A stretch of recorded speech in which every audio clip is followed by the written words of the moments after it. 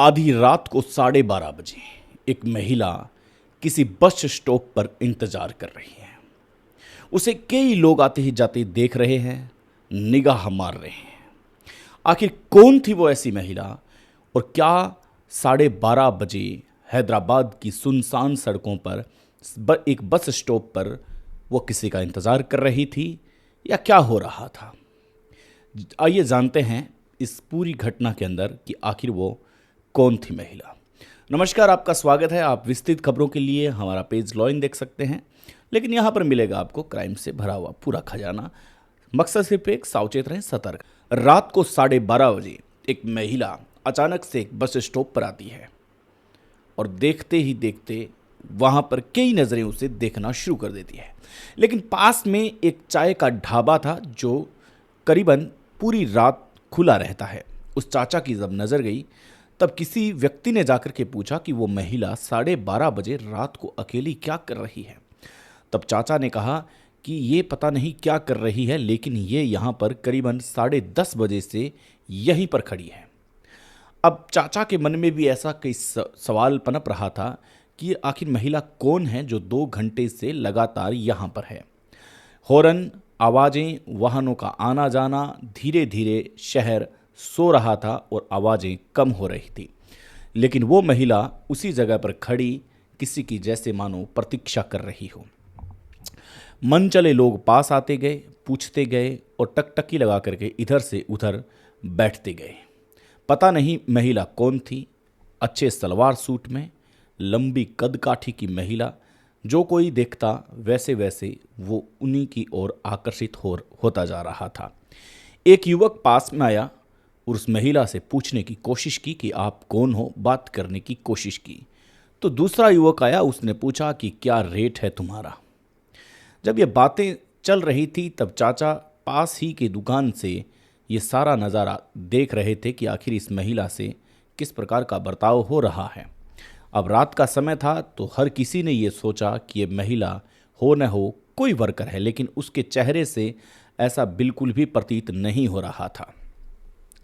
यहाँ पर एक नोट करने वाली बात यह भी थी कि चाचा ने एक बात और नोट की कि यहाँ पर हमेशा की भांति आज 40 से 50 लोग आसपास कहीं न कहीं घूम रहे हैं। आज ट्रैफिक ज़्यादा है, या कहीं दूर खड़े हैं 2 जने, कोई सिगरेट पी रहे हैं, कोई गाड़ी में हैं। इस प्रकार का माहौल उस रात को बन रहा था। लेकिन चाचा बिल्कुल भी नहीं समझ पा रहे थे कि आखिर अंदरूनी कहानी और अंदरूनी फिल्म क्या है। वो महिला जैसे जैसे अपनी घड़ी की ओर इशारा करती गई, देखती गई आंखों से, वैसे वैसे लोगों को लग रहा था कि ये अकेली अबला नारी है और किसी का इंतज़ार कर रही है, लेकिन अब तक इसे कोई रिसीव करने के लिए नहीं आया। लोगों का वहाँ पर जमावड़ा लगना शुरू हो गया। लोग शराब पी कर के भी आने लगे। हैदराबाद का वो इलाका, बस स्टॉप, जहाँ पर हमेशा करीबन 2 बजे के बाद में यूँ माना जाता है कि चहलकदमी वापस शुरू हो जाती है, लेकिन पूरी तरह से 12:30 के करीब पूरा शहर सो जाता है। यानी कि 1.5 घंटे के इस अंतराल में ये देखने को मिला कि वास्तविकता में ही लोग कितने आ जा रहे हैं। अब वो महिला टकटकी लगाई हुई अपनी घड़ी की तरफ देख रही है, कभी पसीना पहुंच रही है, लेकिन किसी की हिम्मत ये नहीं थी कि उससे जाकर के ये समस्या पूछ ली जाए कि आखिर वो है कौन। उसे पूछने वाले तो बहुत आए। उसे पूछा गया कि तुम्हारा क्या रेट है, तुम चलती हो क्या, होटल में चलोगी या तुम अपने कमरे में लेके चलोगी। उससे ये भी कई सवाल किए गए कि तुम आखिर यहाँ कर क्या रही हो, तुम्हारा सेठ कब आएगा, तुम इस जगह कैसे खड़ी हो। इस प्रकार के कई ऐसे प्रश्न थे जो उसे पूछे गए थे, लेकिन वो महिला किसी भी प्रश्नों का उत्तर नहीं दे रही थी। लेकिन किसी भी युवा ने, शराब के नशे में भी कई ऐसे युवा आए, उन्होंने भी उनके साथ बदसलूकी करने की कोशिश नहीं की। महिला 12:30 के बाद में समय व्यतीत होता गया। एक बूढ़े चाचा उसके पास में खड़े थे, वो भी शायद किसी बस का इंतज़ार कर रहे थे। महिला उस बूढ़े चाचा के पास जाती है और कहती है कि चाचा, आपको क्या लगता है कि आज के ज़माने में नारी सुरक्षित है या नहीं। चाचा कहते हैं कि बेटा, बिल्कुल तुम ये सच कह रहे हो, आज की ज़माने में नारी सुरक्षित नहीं है, और तुम तो यहाँ पर अकेली हो। मैं भी तुम्हें पूछने ही वाला था कि आखिर तुम इतनी रात को यहाँ कर क्या रही हो। महिला ने कहा, मैं कुछ नहीं कर रही हूँ, आप मेरी चिंता न करें, आप यहाँ कब तक हैं। तो बोले कि मेरी बस आने वाली है, मैं उस बस का इंतज़ार कर रहा हूँ, तुम बोलो तो मैं तुम्हारे पास रुकूं। तो महिला ने कहा, नहीं, मैं यही देखना चाह रही थी कि इस ज़माने में अच्छाई भी है या फिर नहीं। ऐसा कह के वो महिला उस चाचा से दूर आकर के वापस खड़ी हो जाती है। लेकिन जो लोग नोटिस कर रहे थे, जो लोग देख रहे थे, उन्हें ये लगा कि ये चाचा कोई हो सकता है कि किसी और पैसेंजर के सवारी हो, लेकिन ऐसा भी हो सकता है कि ये महिला उनको अपना फरियाद सुनाने गई हो। लेकिन जब तक चाचा पास में थे तब तक किसी की शायद ऐसी हरकत करने की हिम्मत नहीं थी, वो आगे नहीं बढ़ पा रहे थे। लेकिन सबकी नज़रें उस महिला पर थी, जो महिला कद काठी में सुंदर और लंबी चौड़ी थी। अब जैसे ही चाचा की बस आकर के रुकती है तो चाचा एक पल महिला की तरफ देखते हैं। शायद वो ये पूछ रहे हों कि बेटी, मैं तो जा रहा हूँ, तुम जाओगी कब, तुम्हारा कौन है। लेकिन आंखों ही आंखों में, इशारों में उस महिला ने कहा कि आप बिंदास जाएं, आप चिंता न करें, मैं एकदम सही हूँ। चाचा अपने हल्के कदमों से बस के अंदर बैठ जाते हैं, लेकिन बैठते बैठते भी खिड़की में से वो उस महिला को निहारते रहते हैं, देखते रहते हैं कि आखिर इस महिला के साथ इतनी मध्य रात्रि को क्या होगा। जैसे ही बस वहाँ से रवाना होती है और इसके बाद में दो मनचले युवक जिनकी फुल शराब पी हुई थी, वो एक महंगी गाड़ी से उतरते हैं और वो उस महिला के पास आते हैं और पूछते हैं कि चलती हो या फिर तुम्हारे साथ ज़बरदस्ती की जाए। महिला कहती है कि आप कौन हो?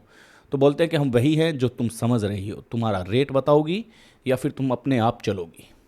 महिला कहती है कि नहीं, तुम ऐसा मत करो, मैं ऐसी महिला नहीं हूँ, मैं संस्कारी महिला हूँ, मैं किसी काम से यहाँ रुकी हुई हूँ, मैं किसी का इंतज़ार कर रही हूँ। लेकिन उन्होंने एक न सुनी। जैसे ही वो ज़बरदस्ती करने लगे और उस महिला का हाथ छूने लगे, वैसे ही वहाँ पर 30 से 40 व्यक्ति अचानक से आ टपके। ये वही व्यक्ति थे जो चाचा देख रहे थे कि हमेशा की भांति आज यहाँ पर अलग अलग जगहों पर लोग रुके हुए हैं। आखिर वो आदमी कौन थे?